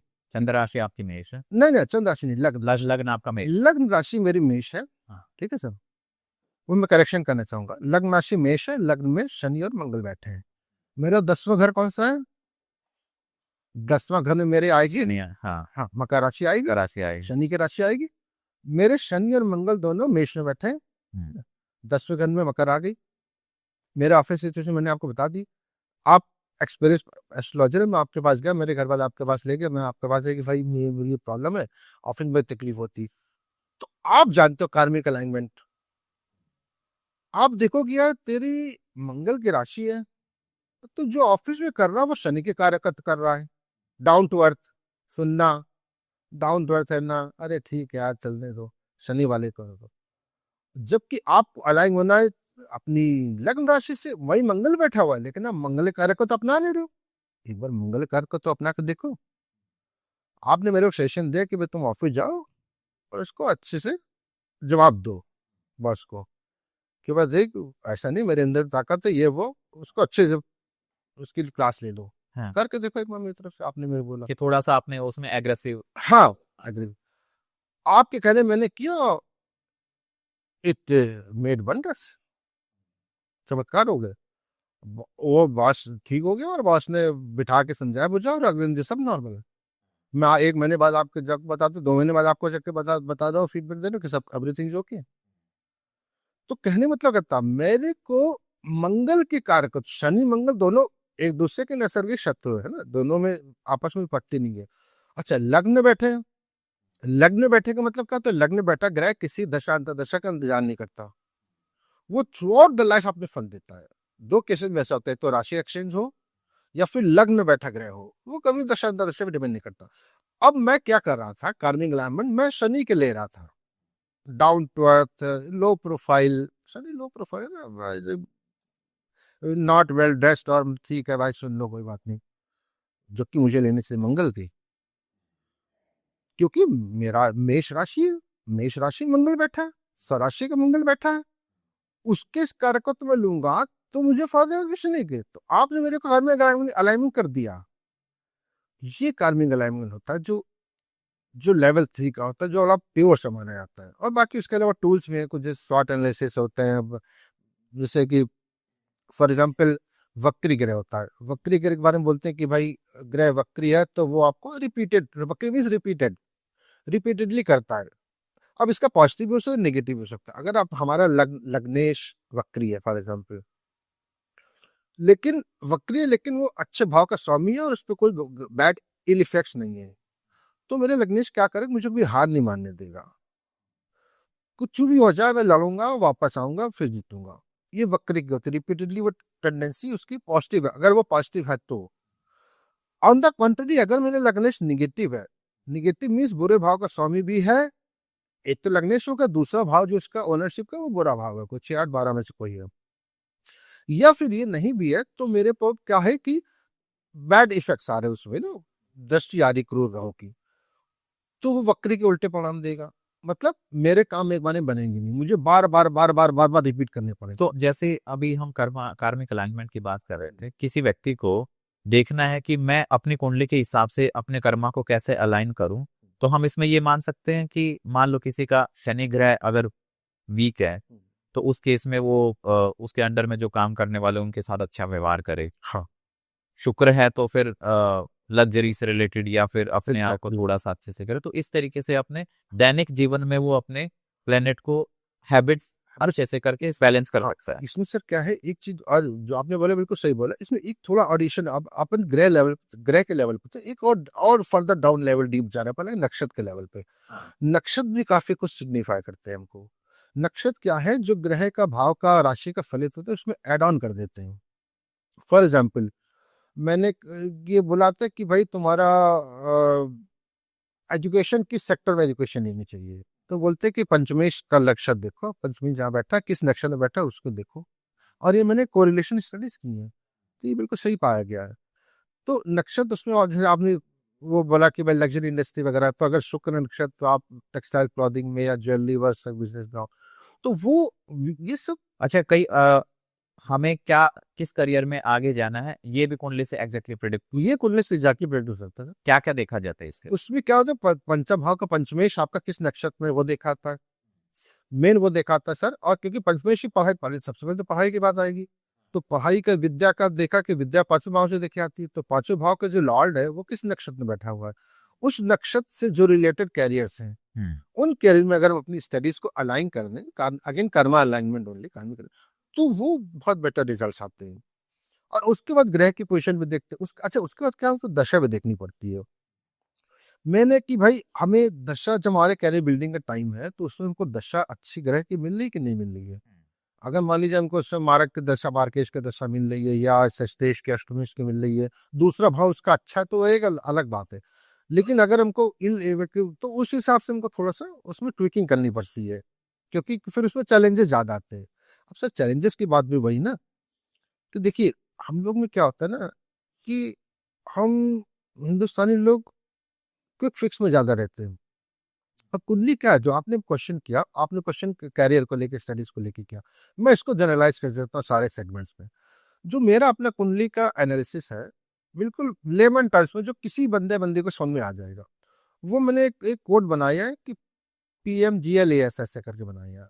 PMGLAS, PM ग्लास है, PM ग्लास करके बोलते। इसका मीनिंग क्या है, हमें कुंडली वाले कुछ नहीं मालूम, ठीक है, लेकिन हम इतना ग्रहों के बारे में मालूम कि भाई कौन सा ग्रह, तो आज के डेट में सारी अवेयरनेस है, कौन सा ग्रह क्या देता मालूम है। तो P4 होता है पोटेंशियल। पोटेंशियल इंडिकेट करते हैं त्रिकोण हमारे 1 5 9, 1 5 9 पोटेंशियल इंडिकेट करता है, राइट। उसके बाद हम आते हैं एम। एम को मैंने अपने वर्ड में नाम दे दिया मुंगेरी लाल, ऐसा करके एक सीरियल आता है मुंगेरी लाल के, ऐसे आपने। तो जो हमारे त्रिशदाई भाव होते हैं 3, 6, 11, वो इंडिकेट, अब देखिए पोटेंशियल है आपके पास, मेरे पास एक पोटेंशियल है एक काम करने का, लेकिन मैं उसमें सिर्फ सपने देख रहा हूँ। मैं क्या कर रहा हूँ, जो मेरे को पोटेंशियल 1, 5, 9 ने दिया, मैं 3, 6, 11 में रह के अगर मेरे गया है जो भी है, तो मैं उसको क्या कर रहा हूँ कि मैं सिर्फ सपने देख रहा हूँ। ठीक है, उसके बाद आता है सर जी फॉर ग्रोथ, 3, 6, 10, 11, अभी 10वां भाव इसमें ऐड हो गया। तो ये होगा कि मेरे उपचार भाव में, ये उपचार भाव ग्रोथ के भाव है, तो ग्रोथ के भाव में अनलेस एंटिल कर्म भाव 10वें भाव का हस्तक्षेप नहीं होगा, इन्वॉल्वमेंट नहीं होगा, तब तक मेरे कभी भी सपने जो है पोटेंशियल है वो एग्जीक्यूट नहीं हो पाएगा। उसका आता है लॉस का करेगा भाई, 6, 8, 12 का भी अपना रोल है। आप चलोगे रास्ते तो कुछ लॉसेस भी होंगे। लॉसेस के बाद आपको क्या करना है कि फिर आता है केंद्र भाव 1, 4, 7, 10। केंद्र भाव डिनोट करते हैं अचीवमेंट्स को, और उसके बाद सेकंड भाव की भाई सेविंग होगी। सेकंड भाव बड़ा इंपॉर्टेंट भाव मैं मानता हूँ पर्सनली, क्योंकि वो सेविंग्स का भाव होता है, फैमिली का भाव होता है। तो सेविंग्स और family end of the day यही मैटर करती है। तो इस तरह से अगर हम देखेंगे तो बंदा बंदी देखे भाई अच्छा मेरा लग्नेश, पहले तो देखा लग्नेश क्या क्रूर भाव में है, पहली वार्निंग हमको कि लग्नेश क्रूर भाव में है, देखो तो बताइए अच्छा नहीं है। उसके बाद अच्छा, क्योंकि सर देखो क्या होता है, जो आपने बोला, आपने एक एग्जाम्पल, मैं जनरलाइज कर रहा हूँ। लग्न और लग्नेश में क्या फर्क होता है? लग्न जो हम पीछे जन्म से लेके आ रहे हैं, लग्न से 5वें भाव में फॉर एग्जाम्पल बुध बैठा है, एजुकेशन अच्छी होगी। फॉर एग्जाम्पल लग्न से 3रे भाव में मंगल बैठा है, तो आपकी करेज बहुत ज्यादा होगा। तो ये तो हम पीछे जन्म से लेके आए ना सर। उसके बाद होता है लग्नेश। लग्नेश क्या है? लग्नेश वो है जो हमको उस चीज का फायदा मिले इस जन्म जो हम कर्म अचीव कर रहे हैं अपने कर्म से, या पिछले जन्म के जो हम लग्न से लेके आए उनसे कनेक्शन अगर लग्नेश का होगा तो हमको वो एग्जीक्यूट होंगी। फॉर एग्जाम्पल, अगर ये थोड़ा सा कॉम्प्लिकेटेड लग रहा है, फॉर एग्जाम्पल देकर बताता हूँ। मान लीजिए मेरा जैसे तुला लग्न की कुंडली है, तो ठीक है, तो अब लग्नेश चौथा भाव दिखाता है, सुख का भाव होता है, सुख प्रॉपर्टी एसेट्स का। अगर मेरा शुक्र, अब शुक्र तुला अग्नि कुंडली मतलब लग्नेश और शुक्र, शुक्र की एक ही दृष्टि होती है, और एक ग्रह एक ही भाव में बैठ सकता है, दोनों में तो बैठेगा नहीं, तो एक ही भाव में बैठ सकता है, राइट। शुक्र की फॉर्चुनेट और फॉर्चुनेटली अगर लग्नेश शुक्र है आपका, मतलब वृष या तुला राशि है, तो एक ही दृष्टि होती, 7वीं दृष्टि होती है। तो कहने मतलब कि क्या मेरा चौथे भाव से लग्नेश का कनेक्शन बन रहा है? मैंने प्रॉपर्टी तो बना ली, चौथे भाव में वाले अच्छे ग्रह थे तो प्रॉपर्टी तो मेरी उसने बनवा दी, लेकिन अगर लग्नेश का उससे कनेक्शन नहीं हो रहा तो मैं उसको भोग नहीं पाऊंगा। तो इस तरह से एक तो वो आपके तो ट्रेड्स पीछे जन्म समय क्या बने लग्न से, फिर लग्नेश का कनेक्शन बन रहा है क्या, किन किन भाव से बन रहा है। सेकेंडली, अगर किन भाव से नहीं बन रहा तो क्या शुभ भाव से 5 9 1 5 9 का कनेक्शन बन रहा है, या क्रूर लग्नेश है तो उसका 3 से 11 से बने। इस तरह कॉम्बिनेशन देखने के बाद हम किसी भी चीज को फलित कर सकते हैं। आपने कैरियर पूछा, मैरिज का 7वां भाव होता है। अच्छा, इसमें एक और बड़ा क्रक्स होता है, लोग बात क्या है कई बार कंफ्यूज करते हैं कि भाई वैसे मैरिज, मेरे को ज्ञान नहीं, मैं आप ज्ञानी हो, मैंने आपसे पूछा कि मैरिज कैसे देखेंगे, तो मैरिज कैसे देखेंगे तो आप साथ में वहां पे आपने बताने लगे, लेकिन मेरा क्वेश्चन बड़ा स्पेसिफिक होना चाहिए। अनलेस मेरा क्वेश्चन स्पेसिफिक नहीं होगा, मैं सामने वाले को डायरेक्शन नहीं दे पाऊंगा कि मुझे चाहिए क्या। 7th भाव, पहला क्वेश्चन, मेरी मैरिज कैसी होगी, मतलब मैरिज कब होगी, अच्छी होगी खराब होगी, ठीक है, ये हो गया। ये देखेंगे हम भाव से, 7वें भाव से, ठीक है सर। मैरिज कैसी चलेगी, कैसी होगी, कब होगी, अलग चीज, कैसी चलेगी वो देखेंगे 7th लॉर्ड से। 7th लॉर्ड नवमांश में कहा गया, उससे देखेंगे। तो अगर हम इसको, बड़ी अच्छी बात बोली गीता में कि भाई अगर आपको बोला कि अर्जुन ने बोला कि मैं बहुत दुखी हूँ और प्रभु मुझे बताओ ये इतना मार काट हो रही है, मैं मेरे हाथ से भी हो रही, तो मैं बहुत दुखी हूँ, तो क्या करूं, मतलब बहुत डिस्ट्रैक्टेड हूँ। तो उन्होंने कहा देखो, एक सिर्फ एक सॉल्यूशन है, छोटे छोटे एक्शन पे फोकस करो, मतलब अपने बड़े गोल को छोटे छोटे छोटे गोल में ब्रेक कर दो। जब छोटे छोटे गोल ब्रेक कर दोगे तो तुमको तुरंत एक्शन करोगे, तुरंत रिजल्ट आएगा, तो क्या तुमको एक मोटिवेशन मिल जाएगा बड़े गोल। यही मैनेजमेंट साइंस में बोला गया, if you want to achieve, बोलते ना कि नए साल के रेजोल्यूशन लिए, और रिजर्वेशन दिया, चौथे दिन पता नहीं रिजर्वेशन खत्म। क्यों? क्योंकि इतना बड़ा मैंने नए साल में ये अचीव करना। अरे आप ये बोलो कि नए साल के पहले हफ्ते मुझे ये अचीव करना, दूसरे हफ्ते में, तीसरे हफ्ते में, 52वें हफ्ते में ये। तो आपके छोटे छोटे गोल में ब्रेक कर दो, डिस्ट्रैक्शन है, क्योंकि आपके पास रिजल्ट तुरंत आएंगे। वही कुंडली का है।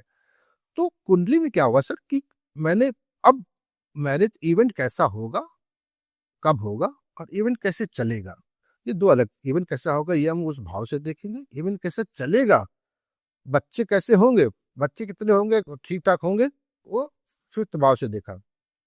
बच्चे आगे आज्ञाकारी होंगे, दुख तो नहीं देंगे हमको, फिफ्थ लॉर्ड से देखा। तो इतना आप अगर कुंडली को हम ना इस छोटे छोटे पार्ट में ब्रेक डाउन कर दें, जैसे मैंने बताया कि भाई ये पीएम ग्लास वाले भाव बताए, पोटेंशियल, पोटेंशियल के भाव जब ये लेके आए, देखो सीक्वेंस में है। पोटेंशियल के बाद आदमी क्या करेगा, सपने देखेगा, जो मैंने मंगल सपने देखेगा, सपने सपने के बाद नेक्स्ट लेवल पे जाकर वो कर्म करेगा, ग्रोथ के लिए चैलेंजेस लेगा, चैलेंज के भाव हो गए 3 6 10 11। उसके बाद जब चलेगा तो उसको लॉसेस भी होंगे 6 8 12। लॉसेस के बाद इवेंचुअली उसको कुछ अचीवमेंट्स होंगे 1 4 7 10। और अचीवमेंट्स के बाद नेट जो उसका आएगा वो उसका दूसरे भाव में होगा। तो इस तरह समझो तो इजी टू अंडरस्टैंड, भय नहीं लगेगा। फिर आप हम अपनी कुंडली खुद एनालाइज करेंगे। फिर दूसरा लग्न और लग्नेश का फर्क बता दी मैंने कि लग्न मतलब पीछे से आप क्या लेके आओ, लग्न से जो पोजीशनिंग है ग्रहों की वो आप, दैट मीन्स आप पीछे से क्या लेके आओ, आप इस लाइफ में क्या अचीव करोगे, वो लग्नेश से कनेक्शन रहेगा। मान लो हम लग्न लग्नेश की बात करें जी। तो मान लो लग्न के अंदर हमारा अच्छा ग्रह बैठा हुआ है, कोई क्रूर ग्रह नहीं है जी। तो अब जहां जहां उस चार्ट में क्रूर ग्रह बैठे होंगे तो वो उस जगह का सुख नहीं भोग पाएगा, क्या ऐसा होता है? नहीं ऐसा सर, पहले तो हमको देखिए सर, इसमें दो चीज होती है। हाँ आपने जो क्रूर ग्रह बोला वो आपने नेटल बोला, हाँ जो बाय डिफॉल्ट होता है, मतलब नेचुरल नेटल है ना, नेटल क्रूर ग्रह। भाई क्रूर ग्रह के दो परिभाषा, ग्रहों को 3 तरह से, सौम्य ग्रह हो गया अपने बुध, शुक्र, चंद्रमा और बृहस्पति। बृहस्पति, हाँ। और पापी ग्रह हो गए राहु केतु शनि। क्रूर ग्रह हो गए मंगल और सूर्य। लोग क्या करते हैं कई बार, क्रूर सबको माना ही, क्रूर अलग है पापी अलग है। तो ये तो आपने सर नेटल बेसिस पे बताया, नैसर्गिक, ठीक है, नैसर्गिक क्रूर। लेकिन हमको देखना पड़ेगा कि फंक्शनली कैसे है, फाइनल फंक्शनल से डिसाइड होगा। मान लीजिए मेरी मकर लग्न कुंडली, कुंभ लग्न कुंडली, मेष की है, वृश्चिक की है, सिंह लग्न की है, तो क्रूर ग्रह मेरा लग्नेश हो गया, तो क्रूर ग्रह मेरा लग्नेश हो गया। तो वो भले क्रूर लेकिन वो मेरे तो फंक्शनल बेनिफिट है ना। मतलब सर आप ये देखो 1 5 9, 1 5 9 के स्वामी अगर क्रूर ग्रह है, आप नैसर्गिक क्रूर नो प्रॉब्लम, लेकिन वो आपके लिए फंक्शनली बेनिफिक है। नैसर्गिक नहीं हमको देखना पड़ेगा, हमको देखना पड़ेगा 1 5 9 के स्वामी अगर क्रूर ग्रह भी है, नो प्रॉब्लम। 1 5 के स्वामी, 1 5 9 के स्वामी हमें जीवन में कभी भी हमारा साथ नहीं छोड़ते। या तो हमें कंफर्ट से दिलाते चीजें, या हमें थोड़ा सा चैलेंज देके दिलाते, बट कभी हमारा साथ, हमें धोखा नहीं देते। अब आपके क्वेश्चन तो क्रूर ग्रह, तो आप मेष लग्न की कुंडली ले लीजिए, 5वां भाव का स्वामी कौन है, सूर्य, क्रूर ग्रह। अब वृक्ष की ले लीजिए, 8वें भाव का स्वामी कौन है, इस तरह मंगल, 9वें भाव का स्वामी मंगल, 9वें भाव का स्वामी मंगल, वो क्रूर ग्रह। तो 1 5 9 ये हमको फंक्शनली देखना पड़ेगा। नेटल तो फर्स्ट लेवल है, फंक्शनल आगे, फंक्शनल क्रूर है तो वो हमारे लिए अच्छे हैं। एक भली बात, अच्छी बात बोले थे ना, कि जैसे एग्जाम्पल बताऊं, ये मेरा यूएसपी है ना, मैंने हाँ जो मैंने आपको बताया कि इतनी पढ़ाई लिखा, एस्ट्रोलॉजी जो मेरे को भगवान ने आशीर्वाद है, एस्ट्रोलॉजी का भी और ये मैनेजमेंट और कॉर्पोरेट वर्ल्ड का भी, तो इन दोनों को लिंक करके मैंने कुछ कोटेशन, कुछ स्टेटमेंट्स बनाई इजी गोइंग। जैसे बोलते ना कि वो बंदा अकड़ू है बहुत, हाँ लेकिन फिर भी उसका कोई काम नहीं बिगड़ता। उसका मतलब वो अकड़ू है, किसी की बात नहीं सुनता, लेकिन फिर भी उसका काम उसका नहीं कुछ बिगड़ता नहीं। का कैसे होता सर ये, जो आपने बताया। क्रूर लग्नेश अगर क्रूर मित्रों के साथ बैठा है, ये आप देख लो किसी कुंडली, लट से आपके मेष या वृश्चिक की कुंडली है, अब मंगल क्रूर आपका लग्नेश होगा, क्रूर लग्नेश है, क्रूर लग्नेश। ये अगर सूर्य के साथ बैठा है, मित्र के साथ, क्रूर मित्र के साथ, फ्री है साहब, उसको लाइसेंस है बंदे या बंदी को, वो जितने टशन में चाहे काम करे, ईगो में कुछ भी करे, वो एक बड़ा सा कोटेशन नहीं बोलते, उसका कुछ बिगड़ेगा नहीं। एक बोलते ना सर, कोटेशन बोला था कि शेरों को आजादी है, आजादी के पाबंद रहे हैं। शेरों को आजादी है, आजादी के पाबंद रहे, जिसको चाहे चीरे फाड़े, खाए पिए आनंद करे, ये वो चीज आती है। तो क्रूर ये नहीं, नेटल पे नहीं जाएंगे सर, हम फंक्शनल पे जाएंगे। फंक्शनल बदल जाता ना भाई। मेष का स्वामी क्रूर ग्रह लग्नेश हो गया, 1 5 9 का स्वामी आपका कभी खराब नहीं करेगा। उसके बाद आपका इसमें सिंह राशि हो गई, सिंह राशि क्रूर है, वृश्चिक क्रूर है, क्रूर लग्नेश है, मकर क्रूर लग्नेश है, कुंभ क्रूर लग्नेश है। और दूसरी तरफ सौम्य लग्नेश वाले, सौम्य लग्नेश में आपका फलित बिल्कुल सही होगा जो आप बोल रहे। क्रूर क्रूर गया बैठे हैं तो वो क्रूर नुकसान करेंगे। इसमें आगे वृष राशि, मिथुन राशि, शुक्र हो गया, बुध हो गया, कर्क राशि, कन्या राशि, कन्या राशि, तुला राशि, धनु राशि, मीन मीन राशि। राशि। तो वहां पे काम करेगा, तो हमको सिर्फ फंक्शनल देखना पड़ेगा। फंक्शनली क्या है, बोले एक बड़े अच्छी बात होती है कि वो फलित क्या होते हैं। इसमें मैंने एक फॉर्मूला बनाया FNLL, बोला अच्छा छोटे छोटे, तभी इजी बनाओ ज्योतिष को, हाँ, प्रैक्टिकल बनाओ, मैनेजमेंट टूल का जोड़ो। Functional, F for functional, N for नेटन, L फॉर लग्नेश, L फॉर लॉर्ड। अब जाने हम ट्रेडिशनली क्या होता है एस्ट्रोलॉजर, जैसे देखा जो तुम्हारे वो उस भाव में मंगल बैठा है 7वें भाव में, और मैरिज बहुत खराब जाएगी, बहुत खराब जाएगी, मतलब मैरिज लगे हो, पत्रिका वो मेष लग्न की है। तो अब क्या हुआ कि मेष लग्न की पत्रिका मंगल 7वें बैठा, हाँ आपकी लाइफ में वो रहेगा, मैरिज लाइफ में ग्रेशन रहेगा, ग्रह युद्ध टाइप का रहेगा, लेकिन लाइफ नहीं खराब होगी, गारंटीड है सर। क्यों? क्योंकि लग्नेश है वो, मेष लग्न का स्वामी लग्नेश सप्तम में बैठ के लग्न को देख रहा है। जैसे जरा बोला था ना कि बृहस्पति सौम्य, हम कई ज्योतिषों को सुनते हैं हम लोग कि बृहस्पति सौम्य, वो देवगुरु बृहस्पति, ठीक है, अच्छी बात है। दूसरी तरफ बोलते हैं कि जो मंगल सूर्य शनि राहु के, तो ये खराब है। इसमें तो बड़ी छोटी छोटी मैंने फॉर्मूलेज बनाए। इसमें क्या होता है कि देवगुरु बृहस्पति, अगर मेरा मान लीजिए तुला अग्नि कुंडली है, तुला अग्नि कुंडली में 6ठे भाव का स्वामी बृहस्पति हो गया, तो कहां से बेनिफिट होगा सर, कहां से? वो 6ठे लॉर्ड का रोल प्ले नहीं करेगा, करेगा वो प्ले।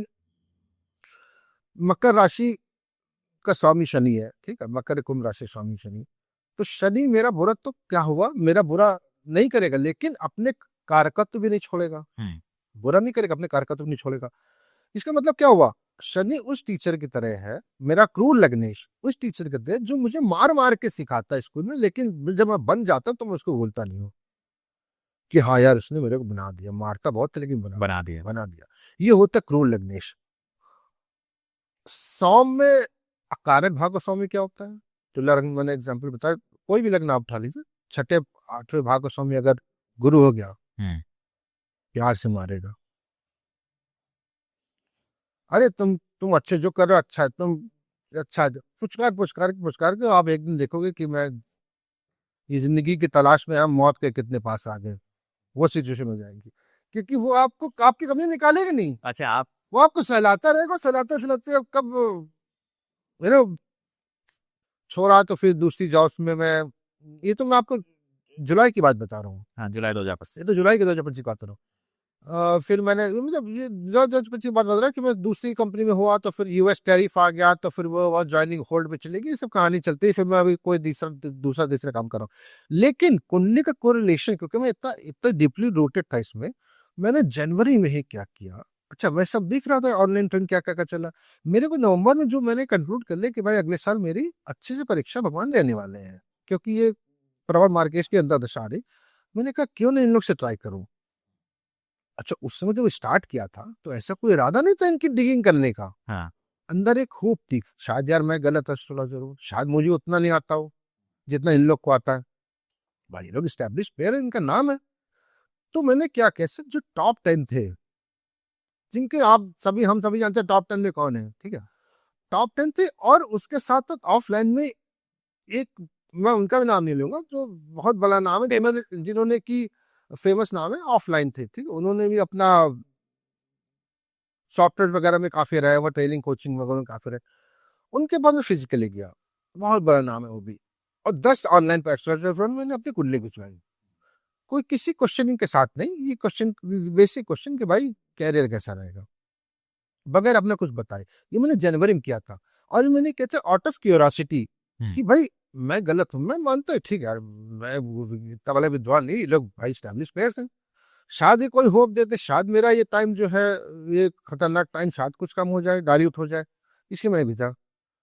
उन्होंने प्रेडिक्शन देने चालू की, तो मैं जो जर्नी स्टार्ट की थी मैंने एक होप के साथ कि शायद मेरे कुछ होप कुछ अलाइनमेंट दे दे, वो खत्म हुई एम्बैरेसमेंट के साथ। पहले तो उन्होंने टेक्निकली बहुत सारी मिस्टेक्स की। टेक्निकली जी मतलब कि फॉर एग्जाम्पल बुद्ध 5वें बैठा तो ये बोल रहे कि बुद्ध की दृष्टि तुम्हारे 10वें घर पे, अरे यार 5वें बैठो 10वें कहाँ कैसे दृष्टि होगी? यार, 7वीं दृष्टि से 11वें घर पे आएगी। वो ने डिटेल में हाईलाइट कर लिया मार्क करके। ऐसे मेरे को कई और मिले, तो वो मैं शॉक रह गया। मैं आपको सब सब शेयर करूंगा। दूसरा, एक तो विपरीत टेक्निकली ने गलती की, ठीक है, अभी फलित पे आ ही नहीं रहे हम।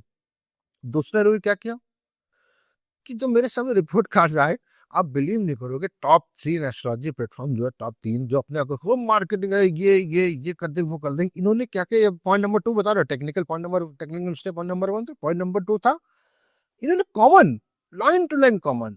और ये क्या यार, ये तो सेम टेम्पलेट यूज कर रहे हैं। इसका मतलब ये एक टेम्पलेट है, जिस ये तो same word to word same कैसे हो सकता है। तो किसी दोस्त को दिखा तो बोले टेम्पलेट यूज कर रहे होंगे। हाँ। अरे टेम्पलेट अपनी टेम्पलेट नहीं इनकी, मतलब ये कॉमन टेम्पलेट, उसमें सब छाप के बस अपना हेडर फुटर चेंज करके दे दे रहे हैं। और वो टेम्पलेट भी किसी और कंपनी की होगी जिसने तीनों को दे रखा है। अरे बाप रे मेरे सर, मैंने हाईलाइट किया, पीडीएफ के जेपीजी बनाए, जेपीजी में वो ओपन करके पेंट में वो सब कर लिया। मैं आपको सब शेयर करूंगा, मोबाइल में सारे कुछ है। तीसरा तीसरा बड़ा कॉमेडी आई कि तीसरा, इन्होंने प्रोडिक्शन तो कुछ किया नहीं, ठीक है, अभी 2 बता चुका, टेक्निकल बता चुका हूँ, टेम्पलेट बता चुका हूँ। तीसरा इनका आया जी, योग। इन्होंने कुंडली के लास्ट पेज में मेरे को योग दिख के दी है कि जी तुम्हारे ये ग्रह एक साथ है। इसमें लिखा था कि ये योग है, ये फलाना योग है, तो इसमें तुमको कभी भी कोई हेल्थ की प्रॉब्लम नहीं होगी। उसी के ठीक नीचे मैं आपको सब शेयर करूंगा, मैं खुद झूठ नहीं बोला, उसी के ठीक नीचे आपका ये युति है, तो आपको यहाँ बीमारी होगी। अरे यार, इतना देख तो लेते यार, बिल्कुल एग्जैक्टली अपोजिट हो गए तो आप। अपोजिट। आप एक ही पेज पे लिख रहे हो, कम से अलग पेज भी लिखते, मैं शायद बेवकूफ बन जाता। फिर अगले पेज में जा रहा, फिर वही रिपीट हो रहा। अच्छा, पहले पेज पे इस ऑर्गन की प्रॉब्लम थी, अगले पेज में कहा तो इस ऑर्गन की प्रॉब्लम आ गई, उसके नेक्स्ट पेज में कहा वो फलानी युति तो इस ऑर्गन की प्रॉब्लम आ गई। यार आप एक तरफ लिख रहे हो कि मेरे को कोई हेल्थ प्रॉब्लम नहीं रहेगी, अब आप 4 ऑर्गन की प्रॉब्लम लिख रहे हो, कहना क्या चाहते हो। ये तो तीसरा पॉइंट होगा। चौथा पॉइंट में आते हैं सर फलित पे, है ना। फलित जो मेरा मई से मई में ऐसी सिचुएशन आ गई थी कि भाई अब छोड़ना ही पड़ेगा, मतलब अब तो फाइट सम अदर वे कि भाई मैनेजमेंट से बन नहीं हुई, उनके प्रिंसिपल सेलेक्ट थे, वो गलत वो भी नहीं थी, गलत मैं भी नहीं था, वो अलग डायरेक्शन की समझती, मैं अलग डायरेक्शन, मुझे लगता है मई एंड तक कि भाई छोड़ना पड़ेगा, और इवेंचुअली हुआ भाई, जून में मैंने छोड़ दिया। तो मतलब मई एंड से मेरा टाइम मोर चैलेंजिंग आ गया, बिल्कुल हीटेड जोन में मेरे को डाल गए। मेरे प्रबल मार्केट ने डाल दिया। इन सब ने जानते कुंडली में क्या लिख के दिया, भाई साहब मैं से तुमको तुम्हारी जो ग्रोथ होगी करियर में, रोके नहीं रोकी किसी की। ये भी डॉक्यूमेंटेड है सर, ये मोबाइल रखा है, मैं आपको सारी स्क्रीनशॉट दे बगैर नहीं जाऊंगा आज यहाँ से, हाँ ठीक है। ठीक है, डॉक्यूमेंटेड है। अरे बाप रे, ये फलित का पार्ट। उसके बाद 4 पार्ट मैंने आपको बता दिया, अब 5वां पार्ट आता है सर। जब मैंने कुंडली देखी तो अवाक रह गया मैं। फिर एक चीज देखा जी, एक चीज फर्स्ट पे जो लास्ट पेज में लिखी थी डिस्क्लेमर, क्या भैया, डिस्क्लेमर में लिखा था जी आपका दिया हुआ डेटा गलत हो सकता है, तो इसकी वजह से हम गारंटी नहीं लेते अपने प्रोडिक्शन की, आप लीगली, इसलिए ये प्रोडिक्शन लीगली चैलेंजेबल नहीं है।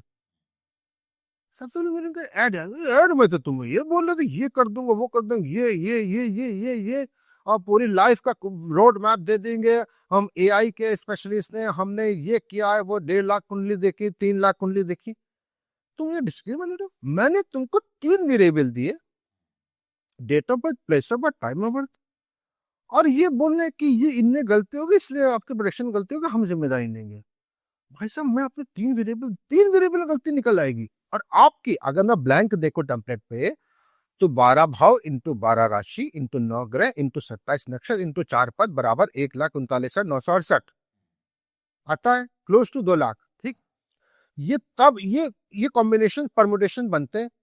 अगर मैं सबको मल्टीप्लाई कर दूं सारी वेरिएबल जो एक एस्ट्रोलॉजर को दिखने चाहिए, हाँ जो नॉलेज में होने चाहिए, ठीक है, 12 × 12 × 9 × 27 × 4, 1,39,968 एग्जैक्टली प्रिसाइज। उसके बाद 55 तरह के बलि पीड़ित कॉम्बिनेशन होते हैं सर। कोई ग्रह या कोई भाव 55 तरीकों से बलि पीड़ित हो सकता है। शत्रु राशि में हो, नीच का हो, अस्त हो, पूर्णिमा का हो, राहु केतु एक्सिस में हो, ग्रह में हो, ना सर, इस तरह का है ना। मतलब अलग अलग हाँ, कॉम्बिनेशन। अलग अलग कॉम्बिनेशन टोटल 55 आते हैं। अगर कोई पूछे कि भाई बलि पीड़ित चेक करने के लिए काल पुरुष का अलाइनमेंट इस तरह से हो, तो 55 तरीके होते हैं इसमें से। तो आपके पास करीब करीब 2 लाख आ रहे हैं। मतलब आपके 2 लाख वेरिएबल्स के कैलकुलेशन आप एक टेम्पलेट में 2 लाख वेरिएबल्स कैसे ला सकते हो सर, बताओ आप। मतलब मैं इनको बोल रहा हूँ, हाँ हाँ कोई भी कंपनी जितने astro astro X astro Y astro Z या A astro B astro C astro जितने भी हैं, सबको मैंने करा के देख लिया, सारा डेटा मेरे पास है। 16 कुंडलियां है सर मेरे प्रेडिक्शन की। एक टेम्पलेट में आप 2 लाख वेरिएबल्स, 1,39,968 प्लस ये 55, मोटा मोटी 2 लाख राउंड की। ऐसी कौन टेम्पलेट बना सकता है यार जिसमें आप डेटा बना 2 लाख कॉम्बिनेशन के फिल्टर होकर सड़क को चल जाए। इसका मतलब आपने एक बेसिक टेम्पलेट बनाई ग्रह भाव को देख के, बस नक्की करो उसको चलता करो। ये था 5वां पॉइंट। छठा और आखिरी पॉइंट था कि फिर मेरे को इनका एडवर्टाइजमेंट फिर ध्यान आया। एक बोले जी हम 150 पेज की दे रहे हैं, अगले दिन दूसरा दिन 250 पेज की, 300 पेज की। यार देखने बड़ा अच्छा, पूरी लाइफ का मतलब 150 से लेकर 250-300 पेज तक की इन्होंने एडवर्टाइजमेंट किया। जब मैंने देखा सर इंजीनियर हो, इंजीनियर वो भी आईटी वगैरह से हो, आईएम से, तो किया तो है ही है। मतलब मैंने कहा मुझे सबसे पहले ये देखना है, तो मगर रिपोर्ट खोले प्रोडिक्शन की, फलित की छोड़ो, मेरे को यार ये देखना है कि 300 पेज का कंटेंट क्या है। हाँ ये सब खोला देखा, उन्होंने मेरे जितना डेटा था, जिसको फलित बोलते हैं, गणित बोलते हैं, हाँ अध्ययन से गणित आता है कि वर्कशॉट बल ये है, ये प्लेसमेंट है, तो जितनी विधाएं ज्योतिष की उन सबके हिसाब से डाल दिया। जी बहत पराशर हो रहा शास्त्र के हिसाब से ये है, ये होगा 40 पेज जी। अब नाले के हिसाब से ये 40 पेज जी, जमने के हिसाब से ये 40 पेज। अरे शाबाश जी, कृष्ण मूर्ति पद्धति से ये 40 पेज।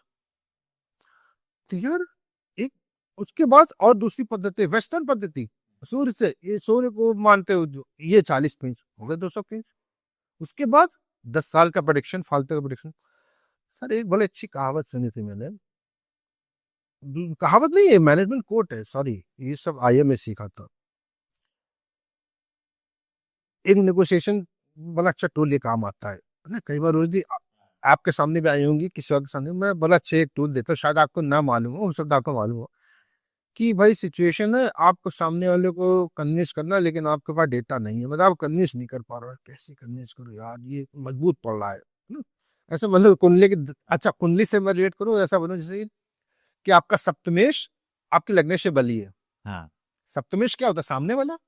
वाइफ तो है, ठीक है, वाइफ भी है वो, लेकिन सामने वाला बिजनेस बिजनेस में पार्टनर भी तो देखते हैं सप्तम सप्तम हाउस से। सप्तमेश आपका बली है। अब देखिए इस कुंडली का सप्तमेश बली हो गया, किससे? लग्नेश से। आप डील में जा रहे हो, अक्रॉस द टेबल डील में, ठीक है, लग्नेश बली, लग्नेश आपको सप्तमेश बली है, मतलब सामने वाला आपसे ज्यादा बली है। अब डील जीतनी क्या करोगे आप? बोला अच्छा, इसका ये तो एस्ट्रोलॉजी हो गया, मॉडर्न मैनेजमेंट में जाता हूँ, बड़ा अच्छा टूल है। If you can not convince them, confuse. Confuse था हाँ। तो वो मेरे को तुरंत अप्लाई होती दिखाई, यार ये जो 300-400 पेज है, इतना डेटा ओवरलोड कर दो। डेटा डिसीजन नहीं, डाटा। डेटा का एनालिसिस भी नहीं सर। डेटा डेटा एनालिटिक्स का मॉडल क्या होता है? डेटा से बनता है एनालिसिस और उससे आता है डिसीजन। ना मेरे को आप एनालिसिस दे रहे हो, ना मेरे को आप डिसीजन दे रहे हो, डेटा दे के इतना कंफ्यूज कर दो, ए बाबा ये तो कुछ समझ में नहीं आ रहा, बता आप। नॉर्मल जो पर्सन है वो तो इतना डीपली एस्ट्रोलॉजी को समझता नहीं है। मतलब कि आपने फिर क्यों, इन्होंने फिर क्लेम किस बूते पे किया कि जी हम आपकी लाइफ की पूरी वो रिपोर्ट बना के दे रहे हैं, जब वो मेरे किसी काम की नहीं है। अननेसेसरी मैं आपके एस्ट्रोलॉजर को और 10-15-20 हजार पे ना करूं, और वो कितनी बार पे करूं वो नोबडी नोज। तो सवाल सर अब ये उठता है कि एक आम व्यक्ति सही एस्ट्रोलॉजर को कैसे पहचान। देखिए ऐसा होगा कि इन एस्ट्रोलॉजी प्लेटफॉर्म पे कुछ एस्ट्रोलॉजर तो अच्छे भी होंगे जी सब बुरे नहीं हैं, कुछ अच्छे भी होंगे, कैसे पहचान। देखिए सर, बड़ी अच्छी बात है कि वही मैं टेक्सटाइल ट्रेड्स तो उसका एग्जाम्पल ही देना चाहूंगा। जैसे कि अब हम लोग को क्या होता है कि इसे पेन है फॉर एग्जाम्पल, राइट, तो हम इस पेन का, अगर मैं टेक्सटाइल लैब की बात करूं तो इसका हम इसकी जिस स्केल से नापेंगे वो स्केल कैलिब्रेट होता है कैलिब्रेशन लैब से। वो कैलिब्रेशन लैब का टूल होता है एनपीएल इंडिया से। एनपीएल इंडिया का होता है एनपीएल पेरिस से, नेशनल फिजिकल लेबोरेटरीज। वो एक ट्रेसेबिलिटी होती है। लेकिन अगर एक कपड़े का शिंकन मेरे को मालूम करना हो तो मुझे नहीं मालूम होता, तो कुछ भी क्या होता है मैं वेरिफिकेशन करता हूँ। भाई वही का सैंपल मैं 5 लैब्स में भेजूंगा, जो रिजल्ट आएगा एवरेज, उसका एवरेज निकाल के आउटलायर और जेड स्क्वायर वगैरह कैलकुलेशन होते निकाल लूंगा। अब ज्योतिष में आपने बोला कि कैसे माना जा सही, ये क्वेश्चन इससे कैसे रिलेट हो, जो मैं बता रहा हूँ इससे ऐसे रिलेट हो रहा है कि हमारी कोई अभी कोई आईएसआई आईएसओ तो है नहीं। अच्छा हाँ, एक चीज और बताऊंगा, सॉरी, ये 6 पॉइंट मैंने आपको बताए थे, 7वां पॉइंट में भूले क्या, ये सब जो दे रहे हैं नहीं 150 पे 200 पे, जो मैंने आपको बताया सारी 6-7 पत्ती, वर्स्ट पार्ट ये कि अपने आईएसओ सर्टिफाइड भी दे रहे हैं। किस बात का आईएसओ भाई? आपको आईएसओ को मालूम है आईएसओ क्या होता है? ये स्टैंडर्ड गाइडलाइंस में चलता है। आप तो यार सारी दे रहे हो। तो आईएसओ में अगर मैं ये सब डालूंगा ना, आईएसओ एक एक आईएसओ अगर एक मान लीजिए टेक्सटाइल किंग मेथड के लिए आता है, तो वो एक American method, British method, Japanese method, Chinese method, 4 method चलते हैं। और एक ही मेथड के लिए स्पेसिफिक मिलता है, सबके लिए नहीं मिलता। तो ये अपने को कई लोग जो आईएसओ भी क्लेम करते हैं, आईएसओ लोगो बाकायदे प्रॉपर आईएसओ सर्टिफिकेट है। किस बात का आईएसओ? ये तो अभी स्टैंडर्डाइजिंग हुई ट्रेड। आप सर मेडिकल लेबोरेटरी में ध्यान है, कुछ साल पहले तक हम लोग छोटे छोटे थे, आपका भी एक्सपीरियंस रहा होगा कि भाई ब्लड सैंपल लेने आते तो किसी XYZ लैब में जाते थे और अपना करा के ठीक है करा देते थे। तब ये वैसे वैसे दुनिया बोला, दुनिया चपटी चपटी चपटी, पूरी दुनिया के लोग माने दुनिया चपटी। अचानक एक दिन साइंटिस्ट ने अपना इन्वेस्टिगेशन किया, नहीं दुनिया गोल है, और एक सेकंड में दुनिया की धारणा बदल गई। ऐसे कुछ मेडिकल में हुआ। मेडिकल भी ऐसे चल रही थी। अचानक एक दिन एक लैब में मैं जाता हूँ, तो मैं वहां देखता लोगो एनएबीएल का लोगो। अरे यार ये क्या मेडिकल लैब एनएबीएल आईएसओ, मैंने तो अपनी लैब कराई थी, ये भी आईएसओ। तो फिर उसके बाद से मेरी एक्सपेक्टेशन बढ़ गई कि यार मेडिकल लैब आईएसओ है, अब तो मैं नेक्स्ट टाइम वो फलानी लैब से कराता, वो तो आईएसओ नहीं थी, अब तो मुझसे नहीं, क्योंकि मैं जानता हूँ आईएसओ के क्रेडेंशियल्स क्या होते हैं, कितने उसमें स्ट्रिंजेंट टेस्ट होता है सर्टिफिकेट के लिए। तो अनफॉर्चुनेटली हाँ, आपके क्वेश्चन पे आते हैं कि अनफॉर्चुनेटली अभी अच्छी ज्योतिष पहचानने के कोई आईएसओ ग्रेडेशन तो हमारे यहाँ है नहीं। ये इसमें को आईएसआई आईएसओ लोगों कुछ तो ये लिस्टिंग भाई कोई रेगुलेटरी अथॉरिटी तो है नहीं, तो कैसे डिसाइड करें? तो ऐसे डिसाइड करें कि सर कि मैं आदरणीय श्री केन राव को कोट करना चाहूंगा। तो केन राव साहब का मैंने एक बार अच्छा वीडियो, कृतिका राव जो एक्टर है उसके पॉडकास्ट पे देखा था, बड़े शुरुआती बड़ा इंटरेस्टिंग सेशन है। क्वेश्चन था कि what qualities you see in an astrologer to to found him a good astrologer and trusted astrologer. भाई ट्रस्टेड एस्ट्रोलॉजर में क्या क्वालिफिकेशन होनी चाहिए? केएन राव साहब को कोई विश्वास करते थे कि भाई उन्होंने जिंदगी दी है पूरी एस्ट्रोलॉजी को। भाई मैं क्या हूँ उनके सामने, या कोई क्या उनके सामने, 94 साल का बंदा जिसने पूरी जिंदगी दी है ना, as a director general retire है, तो उनकी बात को तो हमको स्टैंडर्ड मानना ही पड़ेगा, राइट। उन्होंने तीन तीन क्राइटेरिया दिए। Astrology has to be mathematically excellent, has to be intellectually excellent, has to be morally excellent. और उसका वो बोलते हैं कि if you measure the any today's astrology English में ये पॉडकास्ट था कि on either the these criteria, mathematical excellent, intellectually excellent and moral excellent, you will find 99% astrology will fail। तो अब अच्छे एस्ट्रोलॉजर को पहचाना कर देखो सर, अच्छा एस्ट्रोलॉजर पहचानने और डीप डाउन, तो एक तो ये 3 क्वालिफिकेशन को देखने चाहिए, किसी न किसी तरीके देखने चाहिए कि भाई तुम्हारा तुम्हारा खुद का बौद्धिक स्तर क्या, मैं कैसे मानूं। हाँ अब लाइक रिव्यूज पे तो मैं नहीं जाऊंगा, रिव्यूज तो सर हम सब जानते हैं कैसे दिए आते हैं। तो इसमें सबसे अच्छा जानते एक एक मेरे को, मैंने भी काफी लिटरेचर रीड करता हूँ, 8-9 मैं आज के दिन में 8-9 घंटे एस्ट्रोलॉजी देते रहता हूँ।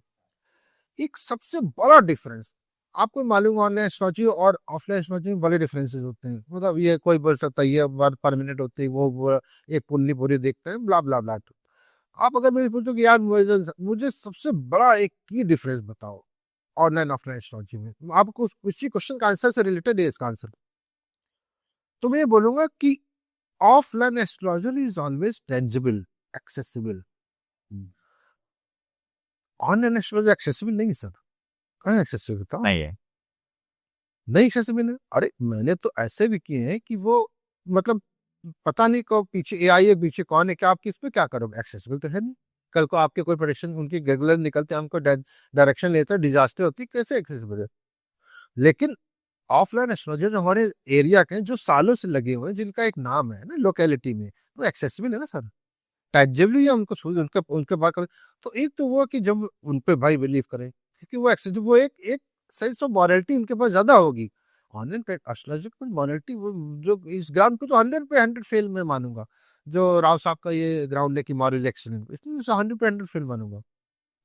हो सकता है कुछ लोग इसमें मैथमेटिकली, तो एक तो क्रेडेंशियल देखना चाहिए। अब तो और बाकी ऑफलाइन एस्ट्रोलॉजी में समझता हूँ जो देखो सर, ट्रेडिशनली वाली बात है ना, ट्रेडिशनली जो चले आ रहे हैं, वो उन पे ट्रस्ट करना पड़ेगा उनको।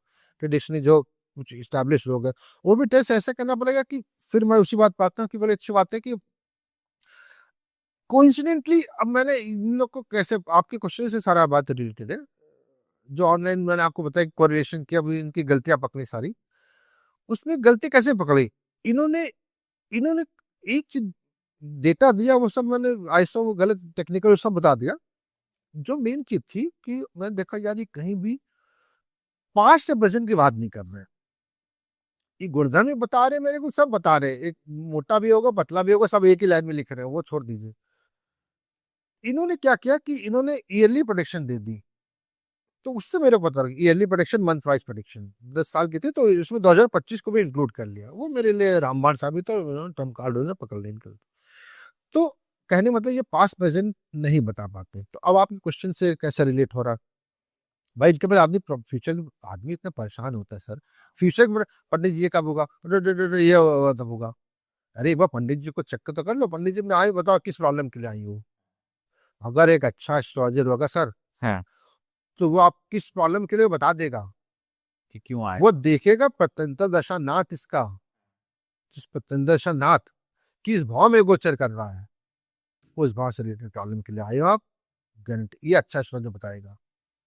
गुणधर्म आपके बता देगा, अभी आपके पिछले साल क्या हुआ है, जब डेफिनेटली दशा चेंज हुई, दशा संधि या अंतर, वो सब बता देगा।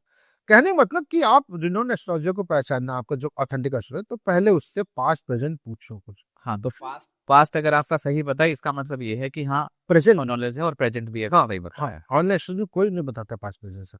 वो तो लकीली मैंने वो, इन्होंने जब मास में वो दिया ना 250 पेज का वो बकवास जो दी, तो उसमें वो मैंने जरूर देख लिया कि भाई ईयरली प्रोडिक्शन 2025 के जनवरी से था। वहां से पकड़ ले, जनवरी से पूरा मैप करना चालू किया, तो आज तक मैप नहीं हुआ, कहीं पे दिसंबर आ गया, आज तक एक मंथ नहीं, मैं एक लाइन नहीं मैप हुई। चलिए, इसी नोट पे हम पॉडकास्ट को यही ऐड करते हैं। जी। जाते जाते हमारी ऑडियंस को आप क्या बोलना चाहेंगे कि सही और एस्ट्रोलॉजर तक कैसे पहुंचे जाए, अगर मान लो किसी को आपसे बात करती हैं। नहीं, मेरे से बात करी तो देखिए, मैंने तो अपने लिए, मैं अपनी बात कर रहा हूँ कि मैं भाई सबकी का रिप्रेजेंटेटिव कैसे हो सकता हूँ। मैं अपनी बात तो वही स्लोगन मैंने अपने लिए डिजाइन किया है कि पहले जानो फिर मानो। आप मेरे पास आओ, एटलीस्ट मैं आपको 5 क्वेश्चन, 5 चीजें, प्रोडिक्शन, इवेंट्स और गुणधर्म रिलेटेड ना बताऊं फ्री में, तब आप मेरे फ्यूचर में पूछो। उसमें गुणधर्म भी होंगे और इवेंट्स भी होंगे, तो लक्ष्य भी नहीं भाई गुणधर्म जातक इस कैसा प्रभाव का होगा, है, किस समय। और जातक से ये घटना अभी घटित हुई, अनलेस एंड अनटिल मैं आपको एटलीस्ट 5 से 6, 5 से 8 नहीं बता देता, आप मेरे विश्वास मत करो सर। अगर ये क्राइटेरिया अप्लाई कर दोगे ना, कर देंगे ना लोग, सारे जितने बाजारे बैठे हैं ना पैसा बनाने के लिए, सारे बैठ जाएंगे। सिर्फ 5 से 8, ज्यादा नहीं, बता दें ना, इवेंट्स बता दें। अरे नहीं सर, हवा कहाँ इनके क्रेडेंशियल चेक होते हैं। मैंने बहुत इन डेप्थ स्टडी किया, आजकल तो मार्केट में इनके काफी सारी डाटा शेयरिंग भी आ रही है कि अंदर क्या क्या घपले हो रहे हैं, तो उसमें किस तरह से रिक्रूटमेंट्स होते हैं, वो सब फ्लॉ है, वो सब भाई भतीजावाद चल रहा है वो। चलिए, फिर इस पॉडकास्ट को हम यही एंड करते हैं। तो उम्मीद है दोस्तों आपको ये जानकारी अच्छी लगी होगी। अगर आपके कोई भी सुझाव हैं तो आप हमें कमेंट्स में जरूर बताइएगा। तब तक बने रहिए हमारे साथ। धन्यवाद।